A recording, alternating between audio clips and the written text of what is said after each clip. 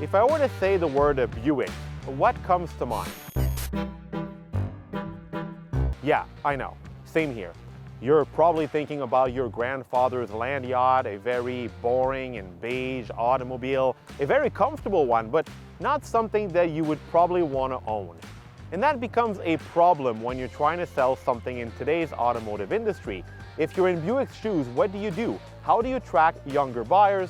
Well, you come out with something like this, a compact luxury SUV, because apparently consumers are addicted to SUVs now, so this would be the solution. Now this is the 2021 Buick Envision. It's a vehicle that already existed in Buick's lineup, but you probably forgot about it. Now Buick wants you to remember the brand with this updated version, which in my opinion looks actually not bad. But to be totally honest, when Buick Canada contacted me to review this vehicle, actually they even delivered it to my home, that's how much they wanted me to talk about it, I felt like declining because I had absolutely nothing to say about this Envision. Why? Why is Buick even still trying? Well, I've been having it now for a few hours, and it's actually not as bad as I was thinking. It's actually much better than I thought. But does it have a chance to compete? Come with me, we'll go for a ride, and together we'll try to dissect this vehicle and see if the Envision has a shot at dislodging its competition.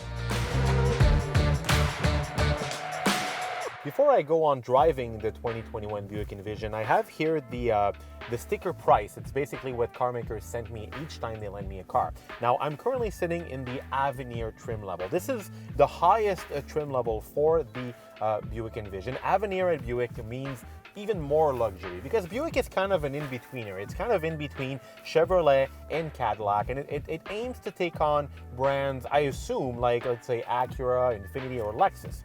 So in this Avenir spec, the entry price is $44,398, gulp. And there are a lot of pretty expensive options on this vehicle. I mean, obviously the vehicles I drive are always fully spec. Entry price for an Envision is $38,000 with front-wheel drive. You can take on all-wheel drive afterwards. This one obviously has it. The really nice purple color you're seeing on this vehicle, it's called Rich Garnet Metallic. It sells for $500, and the final price is $49,388. That's pretty much $50,000 for this Buick SUV. So let's see if it's worth the price, because at $50,000 there are a lot of competitors. Remember, this is a compact luxury SUV, and there are a lot of products in this class. You've got things like an Acura RDX all the way to a Porsche Macan. Okay, fine, the Porsche Macan is more expensive, but still. And there's a new one on the block. It's called the Genesis GV70, which should hit this thing pretty hard in the gut. Okay, so let's get driving.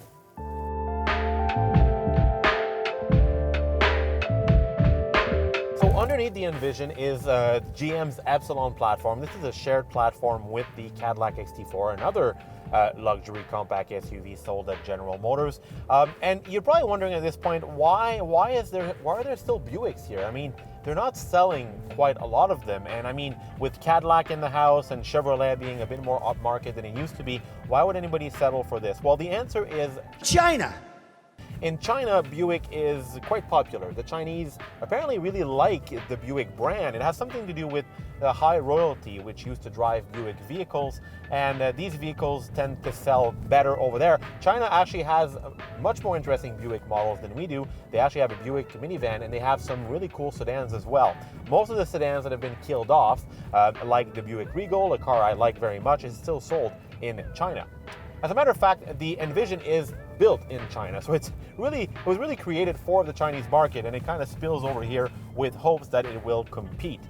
Driving it feels very much like other GM vehicles because of its platform and its drivetrain. There's only one engine available for the Envision. It's a turbocharged 2-liter 4-cylinder. It's good for 228 horsepower, and it's a good engine in the sense that it's been powering many vehicles at General Motors now for a while. And another fun fact about Buick that you probably didn't know is that it's really earning high ratings in reliability. Buick, generally speaking, Buick owners say that they don't really have any issues with these cars, and it's considered to be one of the most reliable car brands on the market.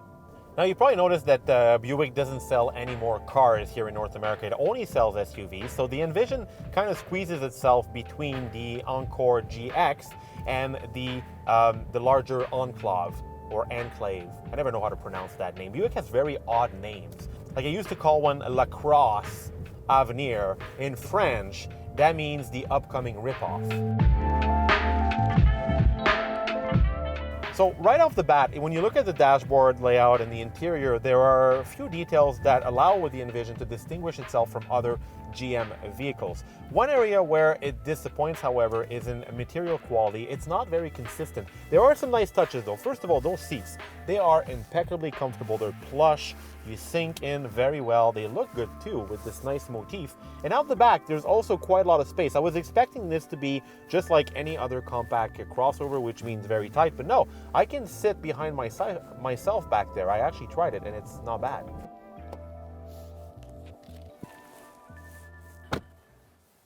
It's actually not bad. I have ample leg room. I got headroom. Yeah, I can sit behind myself. As much as some materials look really cool, like this wood trim here in the door and this spongy feeling up here, when you go down lower, you're really feeling these cheap, flimsy plastic. Like the bottom section of this door panel is the same as in a Chevy Cruze from 2011. That being said, I do like the overall presentation. Again, you're seeing some common General Motors switchgear in the front. You have a digital layout with analog gauges, but the analog gauges pop out and they have these nice fancy chrome rings. So at least it makes you feel like you're driving something somewhat luxurious. Steering wheel is very standard General Motors stuff. It feels and looks pretty much the same as in a lot of different Chevy vehicles. I mean, looking at it real quick, it actually kind of feels like the steering wheel in a Chevy Malibu, but with the Buick logo. Where things really change, however, is in the layout of the infotainment system. Now, this is something General Motors does very well.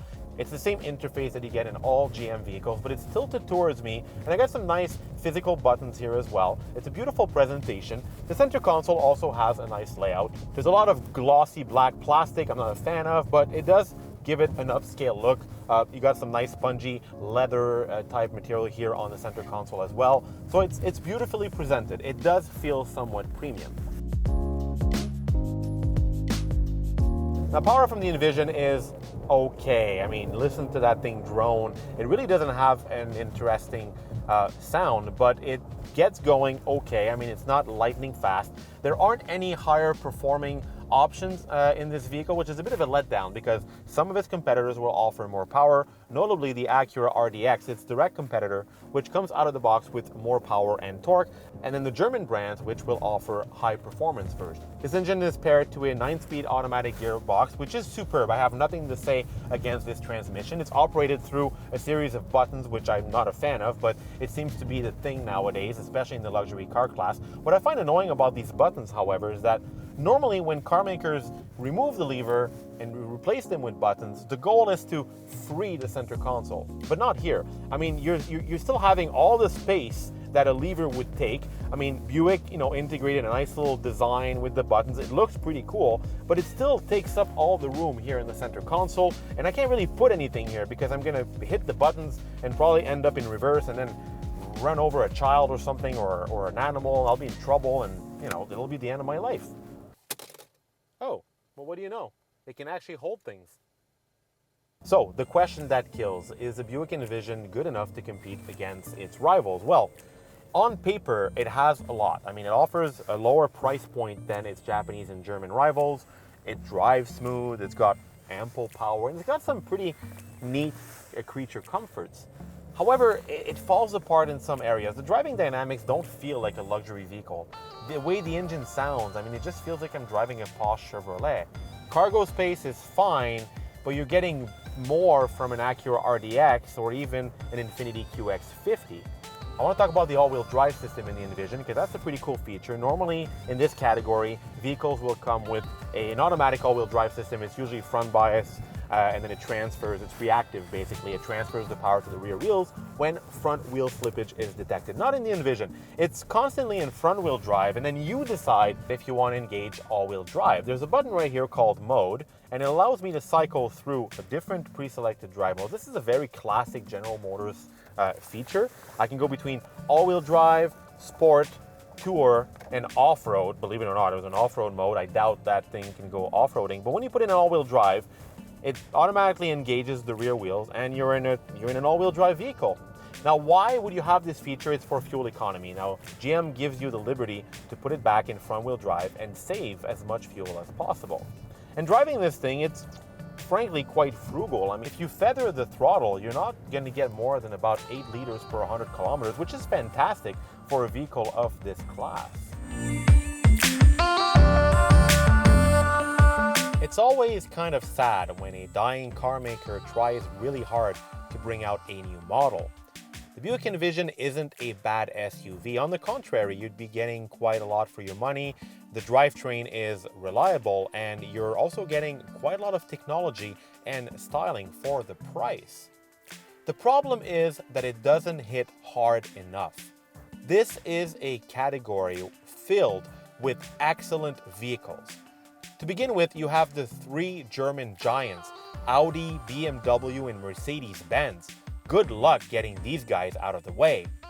And then there's the Acura RDX, a Japanese SUV that's so good that once you've driven it, it's game over for this Envision.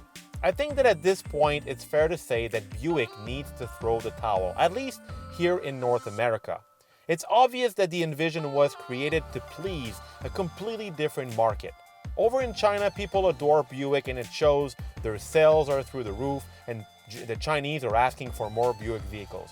Good for Buick and good for the Chinese people. But here in North America, I don't even understand why the brand is still trying. And it's honestly really sad, because this is one of the oldest American car brands. It's loaded with legacy and heritage, and we've seen some fantastic vehicles come out of this company. Things like the Roadmaster station wagon powered by a powerful V8 engine, or the Grand National, arguably one of the most badass muscle cars ever built. Sorry Buick, but the Envision is just another lukewarm product. I don't really see the point of keeping this company alive, at least not here in North America.